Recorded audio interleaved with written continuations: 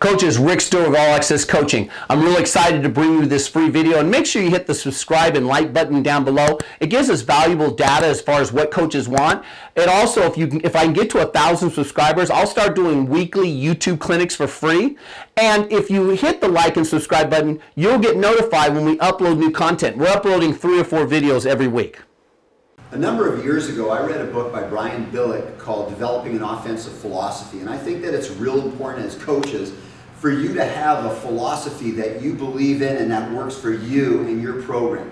And so in our offensive philosophy, our offense is designed to be fast, efficient, scoring machine. In the most simple terms, that's what our offense is about. So whether we are running a spread offense or we're running a 2-back, I believe that an offense needs to be simple, it needs to be very efficient, and we need to be able to score points at any given moment.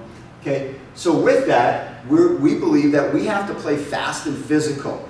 Our players on the field, I want them to be able to play as fast as possible on a Friday night. I don't want them to have to think much. But also with that, we're going to develop our players and improve their speed during the off season so that they can physically play as fast as possible. The second one is we want them to be physical on Friday nights. So as much as it may look like we're trying to out-finesse our opponents, when it's crunch time, we want our players to be physical, and we want our offensive line to be physical in the run game.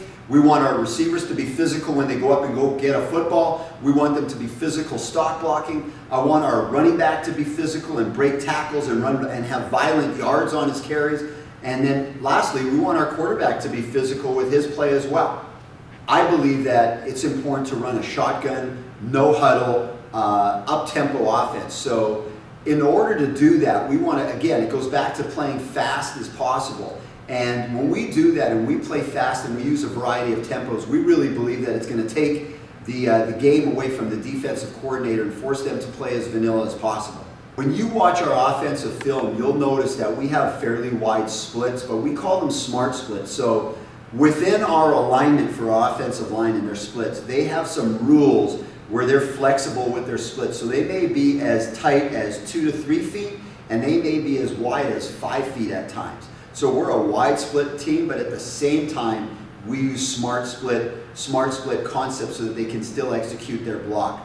The second thing is we're multiple formation. So our offense is predicated on 2x2 and 3x1, and then some empty 3x2 and 4x1 principles. We'll also incorporate 2 tight ends at times. I think that 2 tight ends tend to give defenses some challenges with regards to the coverage that they're going to be able to tie into their front. And then we also love to incorporate some exotic formations where we're going unbalanced with the offensive line or bringing a receiver over to the other side. And again, we believe that when we do those different things with the multiple formations, it allows us to do a lot of different things with some simple concepts. So we give the look of complexity, but we're actually being pretty simple.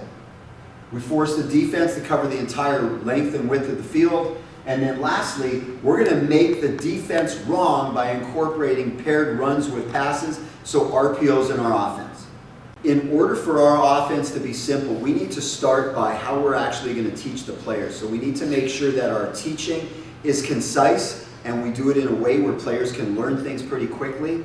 We use the analogy of the iPhone. So the iPhone, although it's a pretty complex piece of equipment and a very high-end computer, at the same time it's simple in that you can take it out of the box and pretty much anybody, whether you're an older person or even a young kid, you can take it out of the box and get it working immediately. Our concepts tend to be very simple in that we can do a lot of different things with them and we don't have to teach them a lot of different things. Our read system for the quarterback is simple. We have 4 different ways that we're going to read a defense, and those tie into all our different pass concepts. And then in our run game, the concepts are simple in that there's not a lot of different assignments or rules for our offensive line to learn, and not a lot of different things that the quarterback has to learn in terms of who he's reading in the run game.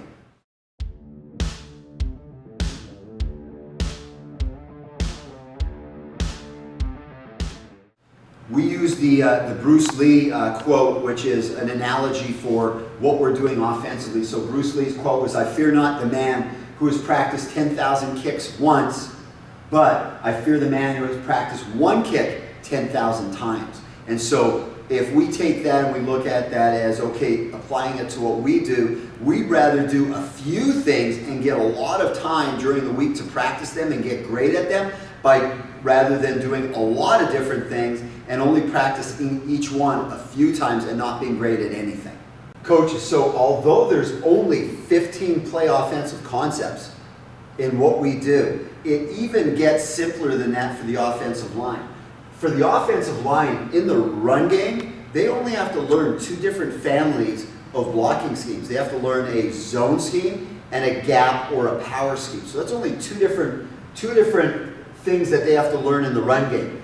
And then when we get to our base passes, whether it's the quick game, verticals, or intermediates, they only learn 1 protection. They don't have to learn a 5-man protection, a 6-man protection, 7-man protection, and different things. They're only learning 1 protection. So far there's not a lot of different things. The really cool thing is, in the screens, the fast screens that we run, all tie in with the run game. So although the receivers have to learn what we're doing on the perimeter, the offensive line, they're just staying with what they're doing in the run game. So that really helps them out.